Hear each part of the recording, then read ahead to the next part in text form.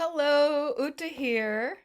This is a dwarf Siberian iris, now blooming in a few places in my gardens.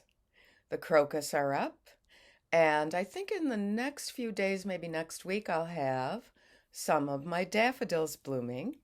I planted 250 more daffodil bulbs and thought at the end of that, I'm not going to do that next fall.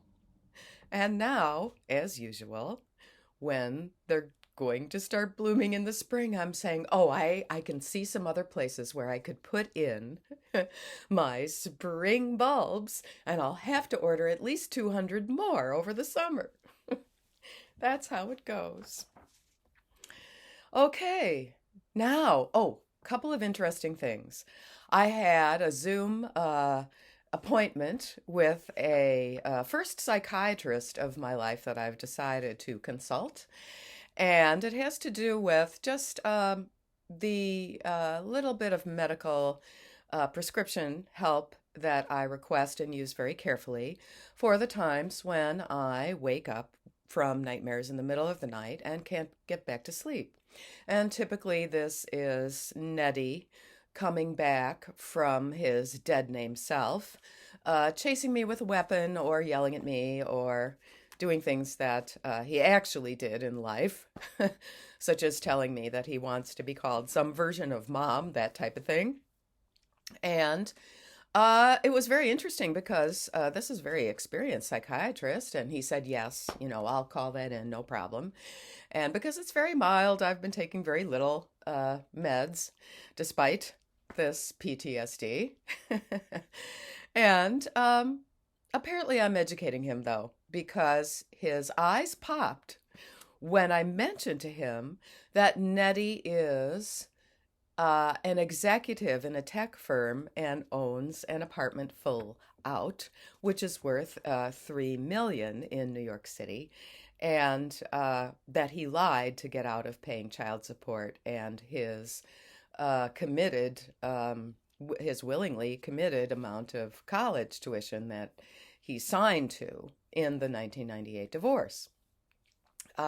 So I do think that this image that even, a medical doctor, a psychiatrist, has in his head regarding men like my ex-husband, they don't imagine how successful these men are and how they will lie to the detriment of their own children.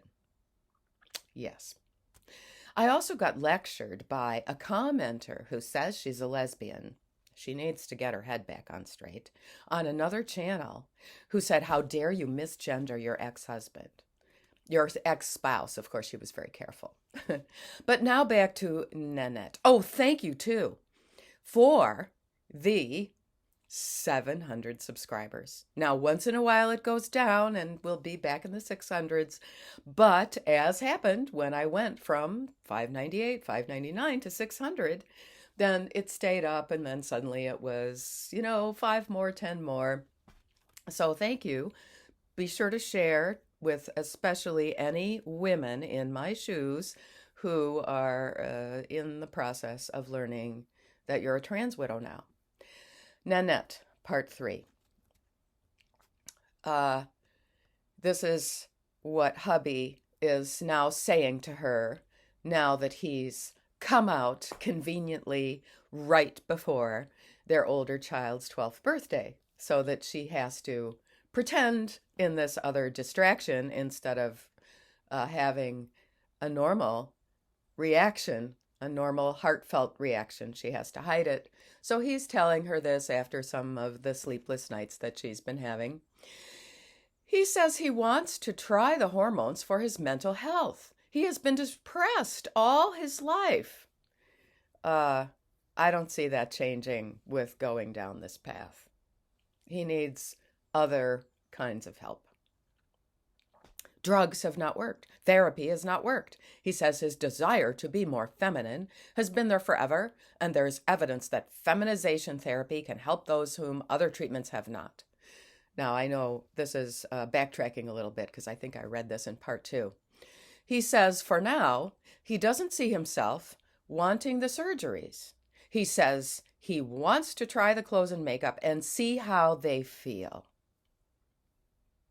He says he wants to go somewhere no one knows him dressed as a woman. That's exactly what Nettie did. That's exactly what he did. And he was on that path to go to Stanford Medical and do the surgeries shortly after. These people that you go to send you down that path. They think that is what you need to do. But he's afraid of being a fat man and a moo-moo. Oh, yes. A few names come to mind.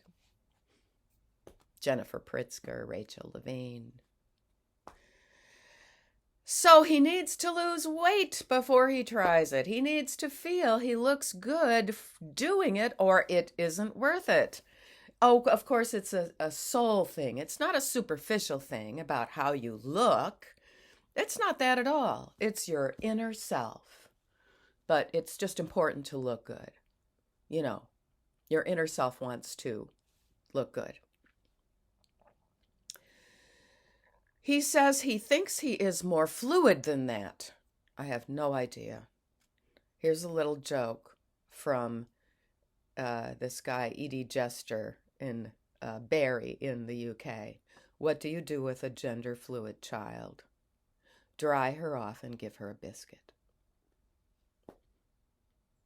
In his brain, he wants to still be my husband, but be able to be the woman inside him, too. That personality split? I don't know.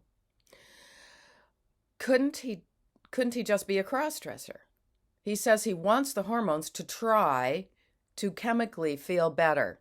It's not going to. There's a whole anecdotal evidence here from us ex-wives that estrogen makes these guys go into mania. This made me feel better, afraid, but less freaked out. But what about the hormones? I read they can change the feelings and desires on a fundamental level. That's probably true. That some even change sexual orientation. Yeah, I don't know. He wanted men, my Nettie, and now he's with a woman. I don't know. Some start hormones and start wanting more and more changes, even if they never intended to change fully. Yes,